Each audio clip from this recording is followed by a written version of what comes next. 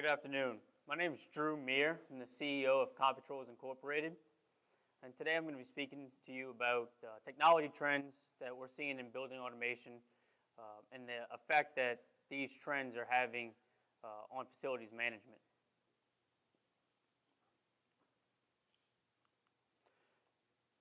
I'm going to break the presentation today up into two categories. First, we'll discuss some technology trends that we see in our day-to-day lives. These trends encompass cloud computing, artificial intelligence, and machine learning technologies, along with wireless connectivity, the Internet of Things, and then we'll also touch base on integration as well. Then we'll shift focus and we'll begin discussing where you can expect to see these technology trends within building automation systems and what that impact is going to have for you as facility managers. And then lastly, we'll wrap things up with a Q&A session at the very end. Before we get started, I wanted to give you a quick background on Computrols. Computrols was founded in 1983 in New Orleans, Louisiana. That's where our global headquarters still is today. It started as a service company, but we quickly evolved into integration into third-party building automation systems. And that's really where we found our niche in the market, with our ability to reverse engineer proprietary communication protocols and provide a user interface that was very simple and intuitive for the end user. The end goal was to empower the end user. Integration is still a big part of what we do today. However, we do now manufacture our own line of DDC controls for not only HVAC control applications, but lighting control, access control, and fire alarm as well. In addition to our headquarters in New Orleans, we have satellite offices in Washington, D.C., Central Florida, Houston, Texas, San Antonio, Texas, and now Southern California. We've been in the Southern California market now since 2012. In addition to these satellite offices, we also have a distribution network that covers the majority of the United States and several international outfits as well.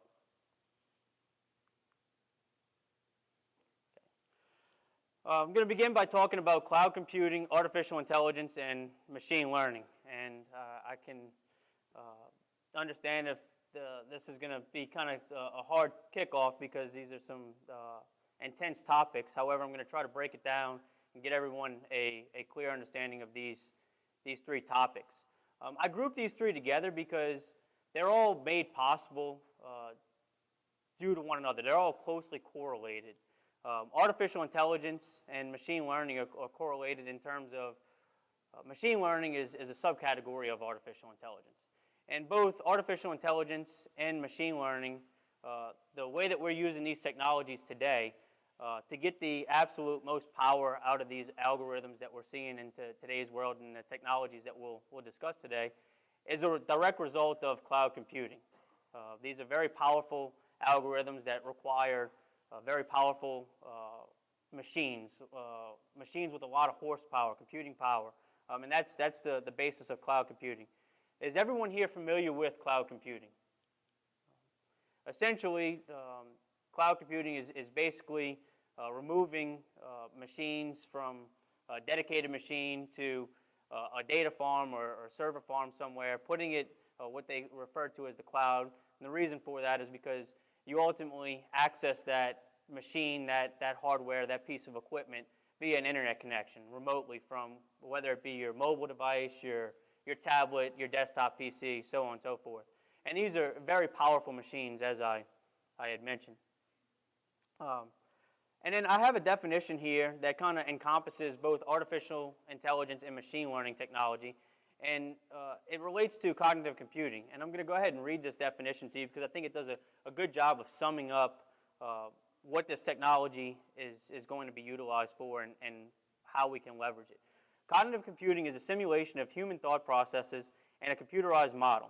Cognitive computing involves self-learning systems that use data mining, pattern recognition, and natural language processing to mimic the way the human brain works. Who here thinks that machine learning and artificial intelligence technology is new? It's not. It's been around since the 1950s. However, we haven't had many advancements for the first 50 years or so of artificial intelligence technology. Reason being, one of the reasons is computing power. We didn't have machines powerful enough to get the algorithms that we're seeing today. Going back to the early 2000s, late 90s, we've seen dramatic advancements in machine learning technology, and it's a result directly correlated to advancement in computing power. So this isn't a new concept. Going to play a short video for you. It's IBM Watson. Is IBM's answer to artificial intelligence.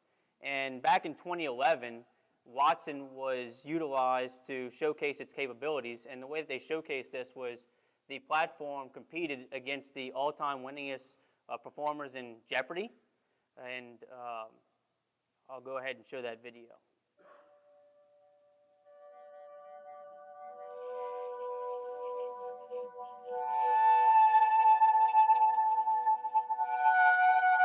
I remember that morning going to the lab, and I was thinking, this is it. This is the last Jeopardy game. This is Jeopardy, the IBM Challenge. Here we go. Brad, if you're ready, make your first choice. Let's take alternate meanings for 200, Alex.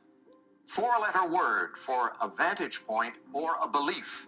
Brad. What is a view? Yes. After the first clue of the game, which Brad won, I had just this horrible feeling at that moment that he was as good as everyone said he was, and he was just going to run the whole board on us. Watson. What is shoe? You are right. We actually took the lead. We were ahead of them, but then we started getting some questions wrong. Watson. What is leg? No, I'm sorry, I can't accept that. What is 1920s? No. What is cheek? No, sorry.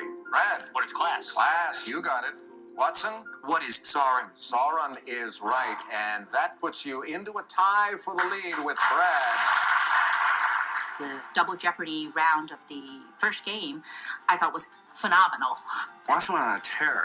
Watson. Who is Franz Liszt? You are right. What is violin? Good. Who is the church lady? Yes. Watson. What is narcolepsy? You are right, and with that, you move to $36,681. The risk was, if Ken gets a daily double, that's big, gets it right, he's going to be well ahead. And then with that kind of lead going to Final Jeopardy, if he bets enough, he could end up winning the match. Ken. What's a committee? We got to find that last daily double. We got to find that last daily double. It was a crucial moment in the game. There was still a daily double on the board, and it was starting to become pretty clear that it was in the legal ease category. Let's go to legal ease for 1200. Watson. What is executor? Right. Same category, 1600. Answer. Daily double. That was the moment when I knew it's over. The category is 19th century novelists. What Watson wants to do then is preserve the lead, not take a big risk, especially with Final Jeopardy, because just like for humans, Final Jeopardy is hard for Watson. Now we come to Watson, who is Brad's stoker and the wager. Hello, 17,973 and a two-day total of 77,147. I would have thought that technology like this was years away, but it's here now. I have the bruised ego to prove it. My past Jeopardy experiences have been great, but they weren't really weighty with this kind of technological, philosophical importance. I think we saw something important today. Didn't really think very much about the implications until later and say, wow, wait a second, this is history. Of course, this whole project is not ultimately about playing Jeopardy. It's about doing research and deep analytics and a natural language understanding. This is about taking the technology and applying it to solve problems people really care about. We're just so excited about all the things we can do with this. I had thought this is the end. We get there, we're done. And I'm realizing it's just the beginning.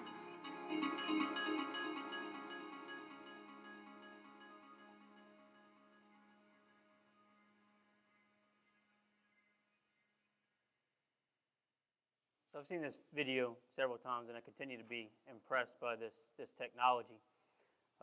As they mentioned within the video, Jeopardy is challenging for humans. And it's important to understand that Watson wasn't connected to the internet like us, he had to learn, was trained by humans, fed data. The difference is the machine is able to process and take in that data much more rapidly than we can as humans. And we'll talk about that a little bit further in the presentation in further detail, but one of the big focuses of today's presentation is going to be data and analyzing and processing that data. In today's world, we have so much data readily available, but it's a matter of processing that. So this video, as I mentioned, dates back to 2011. As you can imagine, this technology has evolved dramatically over the course of the past 8 or 9 years.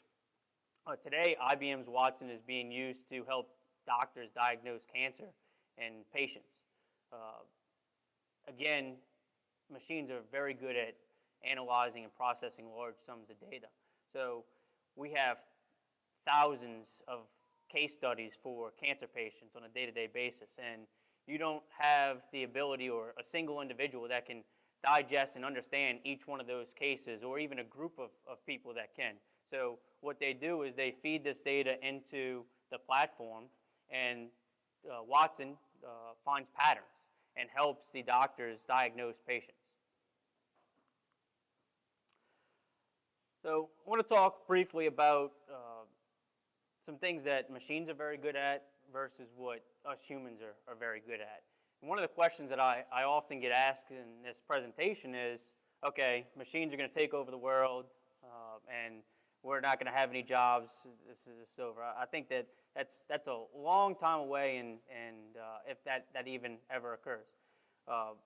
One great example is the fact that Watson initially had to be trained. He had an entire team, many of which you saw within that video, data scientists, engineers, feeding that data and helping him to learn the things that he learned in advance of the competition.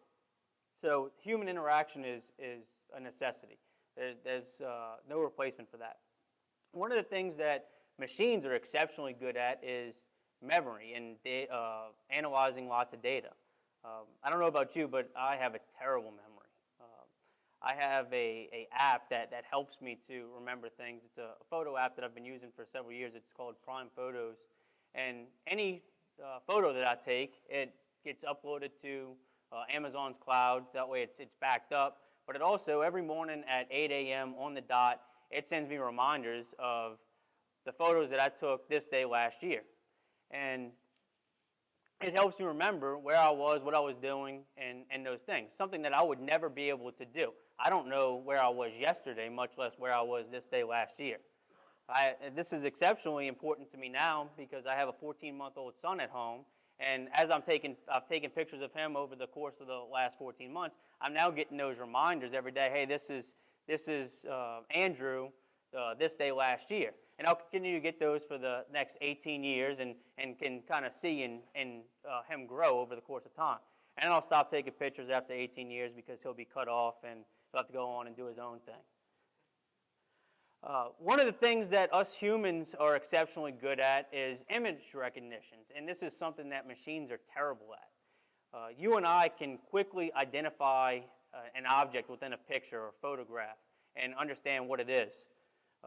However, this is a very complicated problem for a machine to solve. I'm sure you've all encountered these capture images on the internet as a security mechanism. And the reason for this is, as I mentioned, this is a very complicated problem for a machine to solve. So in this particular instance, it says select all images with trees.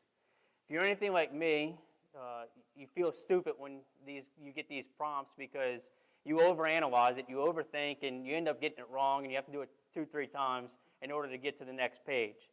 For instance, in this one, in the bottom left, I would be tempted to, that's a picture of a plant, I would be tempted to select that because a plant and a tree are very similar. What is the machine asking me? I overanalyze it, as I mentioned. But again, this is a problem that's extremely difficult for machines to solve. All right, so let's get into some real-world examples of machine learning technology that we see in our day-to-day lives. Anyone here familiar with the music app Pandora? Okay. So those of you not familiar, Pandora is an application that's used to basically tailor the ultimate playlist to your liking. So you log into Pandora and you input into the system a genre of music or an artist that you're a fan of or a song that you're a fan of. And as a result, it will play a song. I'm joined here today by my colleague, Scott Holstein, who's our marketing manager. He's a huge fan of Miley Cyrus. So when Scott went on Pandora for the first time, he typed in Miley Cyrus, and as a result, the platform played a Miley Cyrus song. And the user interface also has a thumbs up and a thumbs down button. As a result of the Miley Cyrus song being played, Scott instantly hit the thumbs up button. Then as a result of that input, the machine was able to validate the song that it played. It learned something. It said, hey, I did a good job. I'm going to play something based on him hitting the thumbs up button. That turned out to be a Taylor Swift song. Turns out Scott's also a huge Taylor Swift fan, and he continued to hit the thumbs up button again. And over the course of time, the algorithm gets smarter and smarter and smarter and builds the ultimate playlist to your music liking. So it's tailoring based on the needs, but it also needs that human interaction. It needs you to tell it, hey, I like this, I don't like this, so on and so forth. That's how it gets more intelligent over the course of time. You've likely also seen this in Netflix. Anybody that uses Netflix to stream movies or television shows, based on the history, you will get prompted, hey, since you watch this, you may also like this. Amazon also uses this. I use Amazon Prime for just about everything that I can. And as a result of the items that I purchase, it will make recommendations.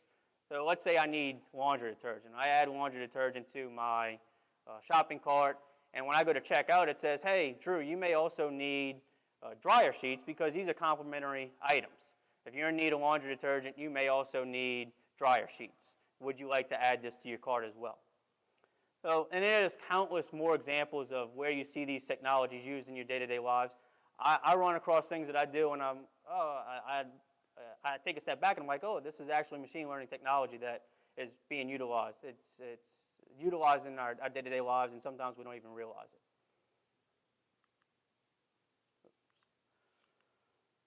All right, so break this up into the next section, and we'll start talking about Internet of Things, wireless connectivity, and integration.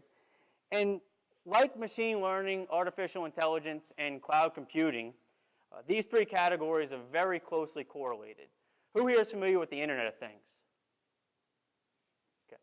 So anyone not familiar with the Internet of Things, the Internet of Things is essentially the interconnectivity of every possible sensor, device, any system that you can think of, interconnected under a single platform to make wise decisions and help interconnect everything. I've been personally, I think, hearing about the Internet of Things going back probably at least 10 years. And I think one of the biggest challenges faced with the Internet of Things is defining what the standard is going to be. What communication protocol or protocols are we going to use to integrate all of these different systems? Two of the ones that are prevalent that I think that we're going to see are going to be Wi-Fi and Bluetooth technology. I don't think that we're ever going to settle on a single platform. I think that there are pros and cons to both Wi-Fi and Bluetooth and other protocols, that it's going to be impossible to settle on a single platform. But this is a challenge and that I think has prevented the advancement of the Internet of Things, is determining what that standard is going to be. And I relate it to back in the early 1990s when the building automation industry was challenged with what was going to be the open communication standard in the industry. And basically, LawnWorks and BACnet went head-to-head. And that's going back 20 years now. And I would argue that BACnet was prevalent. BACnet became the open protocol standard. However, I still go into buildings to this day and see brand new LawnWorks systems installed. So this is a challenge that we've been facing over the past 20 years. I think that we're going to see this within the Internet of Things for many years to come as well. The greatest example that I can, or the simplest example and the most common example of the Internet of Things at work I see on a regular basis is within home automation. This is much more advanced than it is in commercial applications, and I'll give you some examples of some areas where we see this in home automation. Does anybody have any type of home automation systems at their house? What do you have? The Nest? Dan, you raise your hand?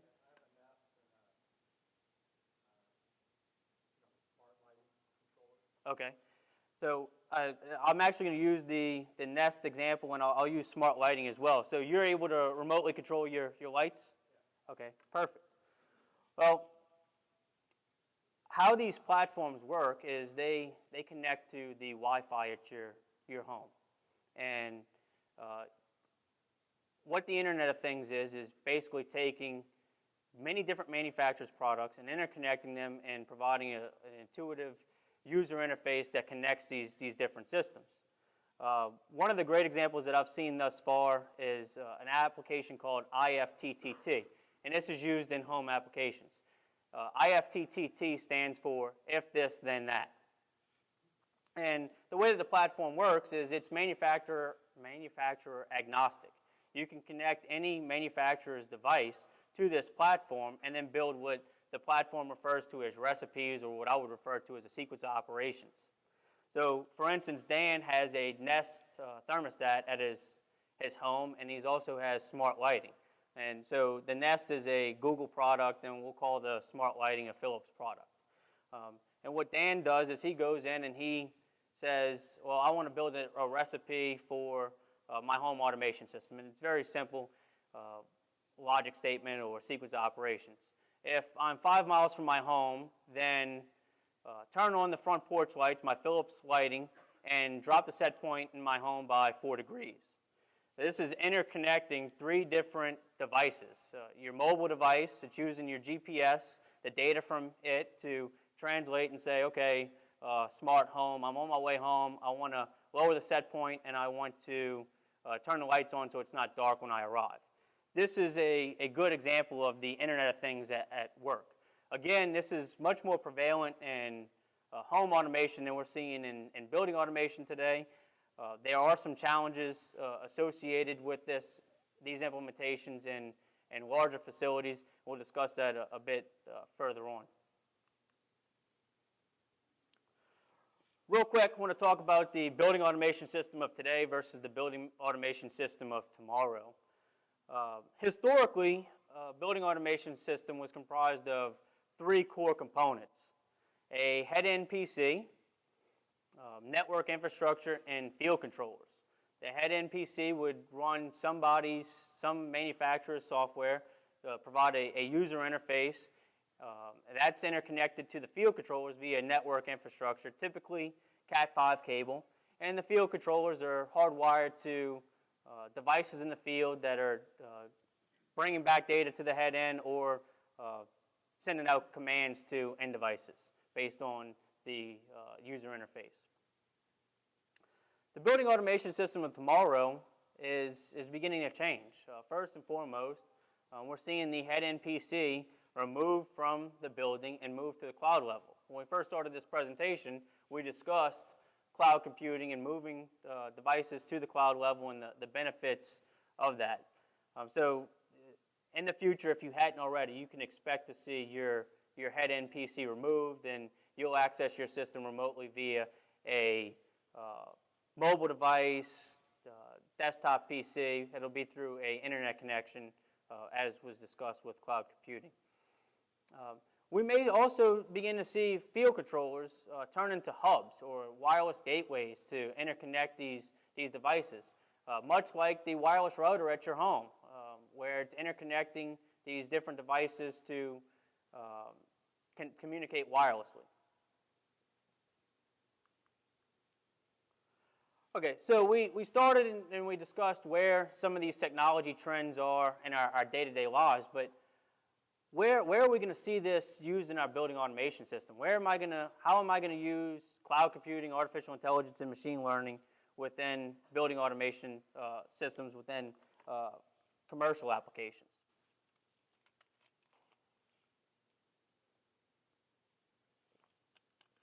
first area that I think that you're going to utilize this is as it relates to preventive maintenance. And a couple areas that I'll talk about is fan belts and a chill water valve application where we may be able to detect equipment anomalies. One of the things that I talked about was the fact that one of the things that machines are exceptionally good at is processing and analyzing large sums of data very quickly. When you take a commercial building or a healthcare facility, and you may have 50 air handling units within the facility, and you have maybe, let's call it 10 to 15 points per unit that you're monitoring through your BAS.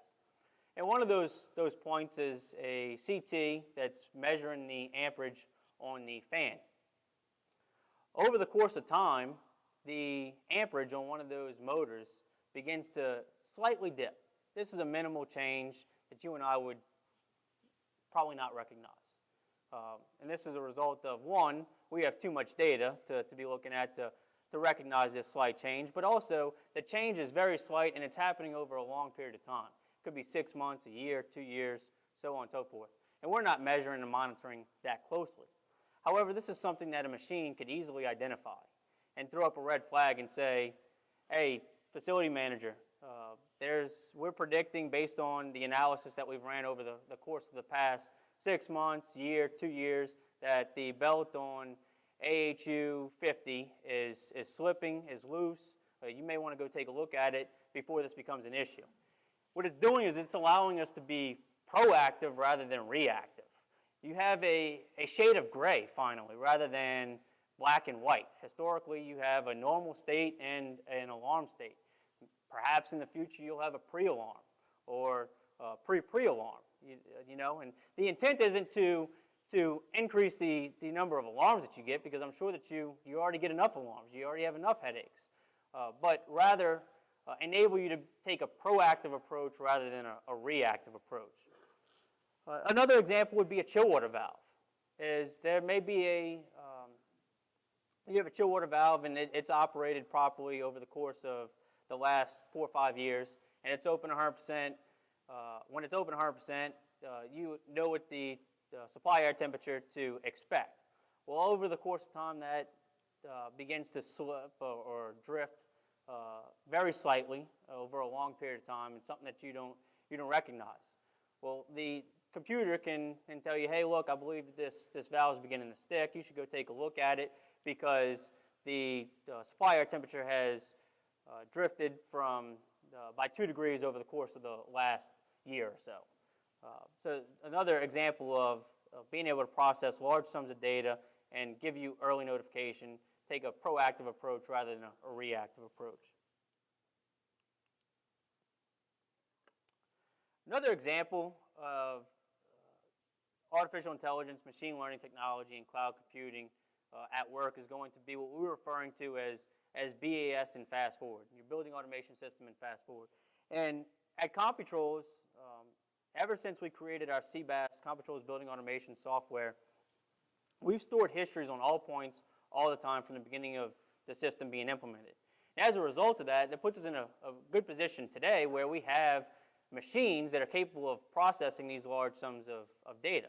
And what we can do as a result of this is feed that data to these machines, and the machines begin finding commonalities, finding patterns, and saying, hey, look, I understand this system. I understand how this mechanical system functions, and then correlate to different systems.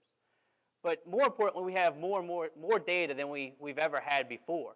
In addition to that historical data, we're now able to add forecast data. So, for instance, you can add weather forecast data and combine that with your historical data. So, you and I, if we sit down and we try to analyze historical data on degrees days like today, and then what the forecast is tomorrow, and begin handwriting and figure out what we're predicting for the next day, would be a very challenging problem for us to solve. Likely as facility managers, you'd have a good feel based on your building. You go in there every day, you know what the weather, you've historically looked at the weather and know how your building operates on degree days like today. But we're able to now implement strategies within the system that will help us make these decisions. And we can play it out and fast forward, as I mentioned. Is what we'll do is you'll go in and the machine will already know what the weather forecast is. And it already knows how your building operated on similar degree days in the past. And it'll make recommendations. And as it makes recommendations, you can actually play a video, fast forward, of how different set points and how the building is reacting to what is being suggested. And you can, as the ultimate operator, say, okay, artificial intelligence, I'm going to let you do your thing, and I'm going to accept this forecast and run my building the way that you suggested tomorrow. Or, hey, I know a little bit better. I'm going to make these slight adjustments to the system. This may change the way that we look at optimal start-stop moving forward.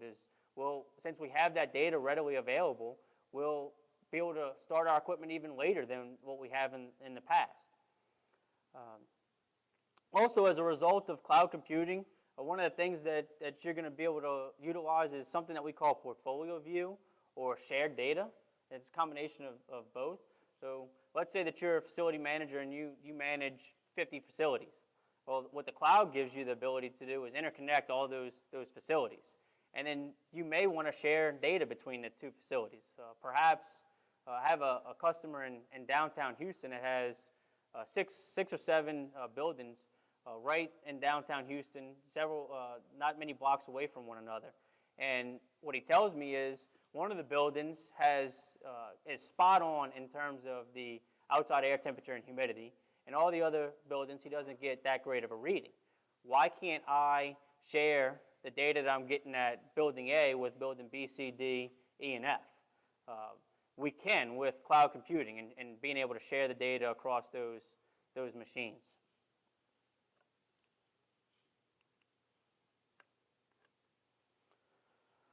All right, so how does the Internet of Things, wireless connectivity, and integration correlate to my building automation system? I recently had dinner with an industry colleague, probably about a month ago now, and in that conversation, we started discussing where we're at with building automation systems, and he mentioned, hey, look, we've kind of come full circle here, Drew. Is historically we had a single system. We had an HVAC control system. All systems were independent. We had an HVAC control system. We had a fire alarm system. We had a lighting control system, so on and so forth. And then one day somebody said, you know what, let's integrate all of these systems. Let's combine our building automation system, our lighting control, our fire alarm system, so on and so forth under a single platform. And then you fast forward to Y2K and the early 2000s, people are saying, well, you know, now I have a single point of failure. Let's split these systems up and go back to independent systems for each piece of equipment.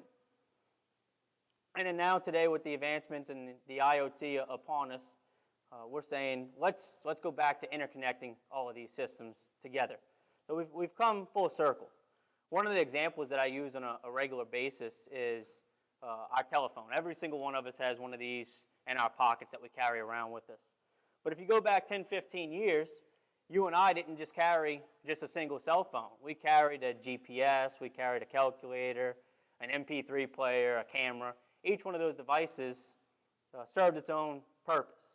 Today, we don't carry any of those because we have it all in the palm of our hands. Well, that's a direct result of the advancements in computing power that I've been talking about. Is we now have the advances where we can do all of those and then some within the palm of our hands. So we're going from many different systems to one integrated system.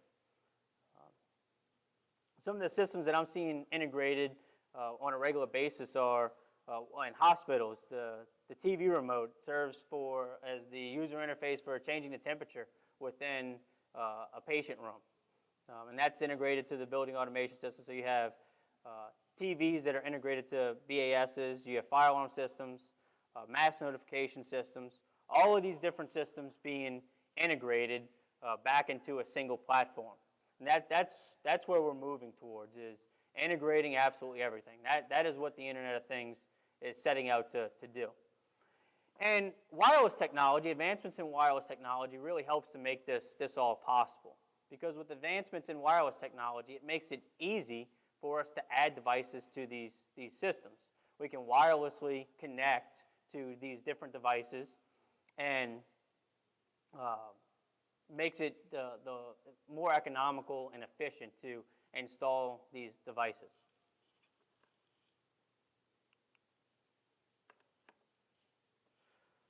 Okay, now let's talk about the headaches that we're going to experience as a result of all of these changes in technology. Recently, probably about 3 months ago, visited a healthcare facility in Texas. And it's when I sat down there for this meeting, they handed me a network architecture that was either more complicated or equally complicated to the image that I am showing here. Very complicated network. And this is a result of interconnecting absolutely everything. And it's certainly going to take a human or group of humans to understand and digest this infrastructure. So our systems are getting more and more complicated. The network architectures in particular are getting more and more complicated. One of the other challenges, in addition to the complex networks, is management. Is how do I manage all of the data that is being implemented here? With interconnecting, so I mentioned in the beginning of the presentation that IoT isn't where it needs to be as of yet. Not everything is connected. You have all of these different systems, and it's really easy for you and I as humans to make these correlations. But unless a human tells a machine what correlations need to be made, then the correlations don't get made. Or we're to a point where, as I mentioned, not all systems are integrated as of yet. I use an example of an ex-employee of Computrols, that every time I call our office, for some reason I stored his name underneath our office number, or somehow his name got associated with the office number. And every time I call the office now, dial 504-529-1413, his name pops up on my phone, and then when I'm in the car, on the Bluetooth and on the screen. And I'm too lazy to go in and make that change. But if the Internet of Things was here and everything was interconnected, I wouldn't have this problem, because our human resources management system knows that our main line is 504-529-1413. It should be interconnected and tell my phone, hey, look, you got the wrong number, a wrong person's name programmed with this number. It should make that assumption and correlation for me, rather than me having to go and do it. And that's what the Internet of Things is striving to do. However, it's not there just yet. And that's a very silly example, but when the Internet of Things, if it ever gets here, that's the kind of things that you can expect as a result of every different system talking to one another. And in a real-world example, or a more challenging example, is let's take a healthcare facility or a commercial real estate facility where you have vendor management and an employee management, and need access control and understanding who has access and who's in the building at any given point in time, so that you can integrate that with your mass notification system. Unfortunately, we live in a world today where mass notification systems are becoming more and more common. And you need to know who's on site at your property, who the current employees are, so on and so forth. This all needs to be integrated. Who manages that? That's the challenge. And until we have that level of interconnectivity that the Internet of Things is promising to bring, some human, somebody, groups of people are going to have to manage the input of that data. And then lastly, IT departments. IT departments are the gatekeepers of any project that you're going to do that involves the network within your facilities. I encourage everyone to always get IT involved early on in any projects that are going to be network related. IT plays a critical role in the security of our facilities.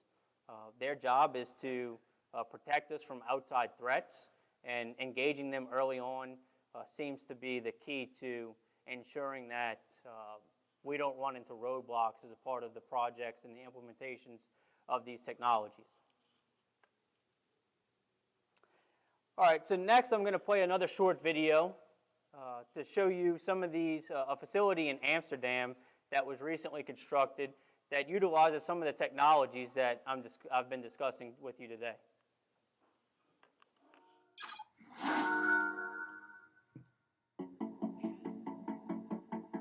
Welcome to the Edge. This is certifiably the greenest office building in the world. But that just might be the least interesting part about it, because the Edge in Amsterdam is also possibly the most connected office space in the world. Working at the Edge is insane. It all starts with a smartphone app developed by the building's main tenant, the consulting firm Deloitte. When you arrive at the Edge, a camera recognizes you by your license plate for automatic access, and because it's the Netherlands, there are chargers available for electric cars. Inside, things start to get interesting, because you don't have a desk. No one here does. Workspaces are assigned to you based on your schedule for the day. You have options. A work booth, a meeting room, what they call a concentration room, a sitting desk, a standing desk, a balcony desk. You can even just hang out in the sun-filled atrium all day. This concept is called hot desking, and it's what allows Deloitte to have 2,500 workers, but less than half as many desks at its Dutch headquarters. The app knows your preferences, and when you arrive at your workspace, the lights dim or brighten based on your stored settings. And any of the building's massive flat screens can be instantly paired with an iPhone or a laptop. So what makes all this possible? The LED light panels developed by Philips specifically for the Edge are actually powered by low-voltage Ethernet cables, which means every light in the building becomes its own internet-connected data hub with 28,000 sensors that makes the building and its users smarter. The building becomes a very important part of who we are and what we want to be, and we actually seen in recruitment that more people are now spontaneously coming to Deloitte because they want to work in this building. Oh yeah, and then there's these. The building has solar on the roof and on the south-facing wall, enough to power the building and all of the electric cars, computers, and smartphones used by its employees. And those employees are kept warm by two enormous boreholes tunneling more than 400 feet down beneath the building. During the summer, the Edge pumps warm water deep into the aquifer, where it sits, insulated, until it can be sucked back out in the winter to warm the building. Outside, there are beehive towers and bat homes to support the local pollinators, and even the rainwater is collected to flush the toilets and irrigate the gardens. We are planning to build a lot more buildings like these, and the next one will be smarter, and the one after that will be smarter as well. And we won't stop until all cities in the world are filled with buildings that are intelligent and that are not using any energy anymore. In the end, we will actually need less buildings in the world, but the buildings that are there will be used in a better way, will be more efficient, and will be using a lot less energy than in the past. Sometimes the Edge just feels like it's showing off, and some of the app functionality isn't quite ready for prime time yet. But most of the time, this is all running seamlessly in the background. It's maybe the most fully realized vision of the Internet of Things the world has ever seen. It's a building that has sustainability as an important aspect of making a good place to work. In Dutch, there is even a word for this new kind of thinking about the workspace, het nieuwe werken. In a nutshell, it means that work space is more focused on the tasks that need to be done and the working community that it's part of. Another day at the Edge comes to an end. A custom security robot that looks a bit like R2-D2 wakes up and begins its patrols.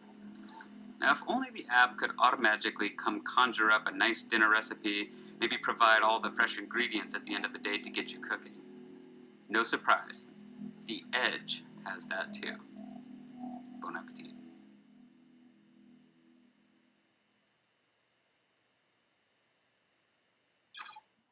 So I showed that video because it utilizes, that building utilizes some of the technologies that we detailed today, and you can expect to see more and more advancements and more buildings that are using the technologies that were described today. So as a result of all of this, I mentioned that a large focus point of this presentation was going to be on data. And as I mentioned, there's lots of data available to us, and machines are really good at processing those large sums of data and are going to be utilized to help us make better decisions and analyze and help us to run our facilities more efficiently. So in today's world, we're constantly collecting large sums of data, and with the technologies that we've discussed today, we now have a means for leveraging that data to improve comfort within our facilities, to make our buildings more energy efficient, to get the optimal efficiency out of our personnel, our facility managers, leveraging humans for the things that they're good at and utilizing the machines for the tasks that they're good at. And then most importantly is to improve the safety of our occupants. Any questions?